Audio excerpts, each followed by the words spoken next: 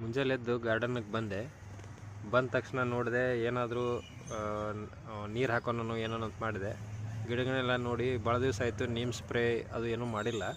So ಇವತ್ತೇನಾದರೂ ಒಂದು special liquid ಗಿಡಕ್ಕೆ help ಆಗುವಂಥದ್ದು ಏನಾದರೂ ಸ್ಪ್ರೇ ಮಾಡಬೇಕಲ್ಲ ಅಂತ ಹೇಳಿ ಯೋಚನೆ ಮಾಡಿದೆ. ಆಮೇಲೆ ನಿಮಗೂ ಕೂಡ ಅದನ್ನು ಶೇರ್ ಮಾಡ್ಬೇಕಂಥೇಳಿ ಈ ವಿಡಿಯೋ ಮಾಡೋಕ್ಕೆ. ಅದು ಯಾವ ಲಿಕ್ವಿಡ್ ಅಂಥೇಳಿ ನಿಮಗೆ ತೋರಿಸ್ತೀನಿ ಅಂತ ಇಲ್ಲಿ ಬರ್ರಿ. ಆಲ್ರೆಡಿ ಲಿಕ್ವಿಡ್ ರೆಡಿ ಮಾಡಿದ್ದೆ, ಬಟ್ ನಿಮಗೆ ತೋರಿಸ್ಬೇಕು ಅಂಥೇಳಿ ನಾನು ಈಗ ವಾಪಸ್ ಓಪನ್ ಮಾಡ್ತಾಯಿದ್ದೆ.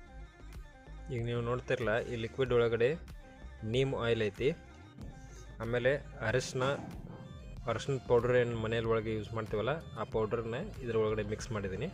ಅದ್ರ ಜೊತೆಗೆ ಇನ್ನೊಂದು ಲಿಕ್ವಿಡ್ ಯೂಸ್ ಮಾಡಿದ್ದೀನಿ, ಅದೇನಂತ ಹೇಳ್ತೀನಿ ನೋಡಿರಿ. ಈ ಬಾಟಲ್ ಒಳಗಡೆ ಇರೋದು ಏನಂತ ಹೇಳಿ ನೀವು ನೋಡ್ತಾ ಇರ್ಬೋದು. ಸೊ ಈ ಬಾಟಲ್ ಒಳಗಡೆ ಇರೋದು ನೀರೇ, ಬೇರೆ ಏನೂ ಅಲ್ಲ. ಇದರ ಕಲರ್ ನೋಡಿ ಇದೇನಪ್ಪ ಅಂಥೇಳಿ ಅನ್ಕೋಬೇಡ್ರಿ.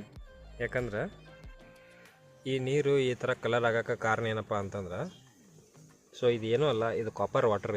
ಇದ್ರೊಳಗಡೆ ನೋಡಿರಿ ಈ ಥರ ಒಂದು ಕಾಪರ್ದು ಒಂದು ನಮ್ಮ ಕಡೆ ಒಂದು ಡಬ್ಬಿ ಇತ್ತು. ಈ ಡಬ್ಬಿನ ನಾನೇನು ಮಾಡೀನಿ, ಇದ್ರೊಳಗಡೆ ಮುಳುಗಿಸ್ಬಿಟ್ಟೀನಿ. ಅಂದ್ರೆ ಈ ವಾಟರ್ ಎಲ್ಲ ಏನಿರ್ತೈತಿ ಇದೆಲ್ಲ ಕಾಪರ್ ವಾಟರಾಗಿ ಕನ್ವರ್ಟ್ ಆಗುತ್ತೆ. ಆಮೇಲೆ ಇದ್ರೊಳಗೆ ಇರ್ತಕ್ಕಂಥ ಎಲ್ಲ ಅಯಾನ್ಸು ಇದ್ರೊಳಗಡೆ ಬರ್ತಾವೆ.